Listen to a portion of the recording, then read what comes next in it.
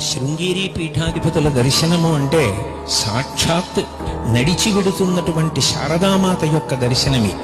నేను ఈ మాట ఎందుకంటున్నాను అంటే, మీరు శృంగేరి పీఠ పరంపరలో వచ్చినటువంటి మహాత్ముల యొక్క జీవిత చరిత్రలు పరిశీలనం చేస్తే అనేక పర్యాయములు వారికి శారదకు అభేదము ఆవిష్కరింపబడింది.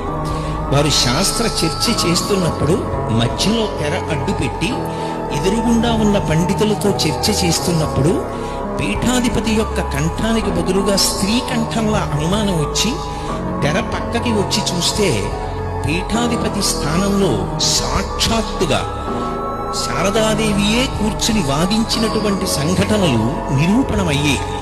అంతటి గొప్ప అనుష్ఠాన బలం కలిగినటువంటి వారు.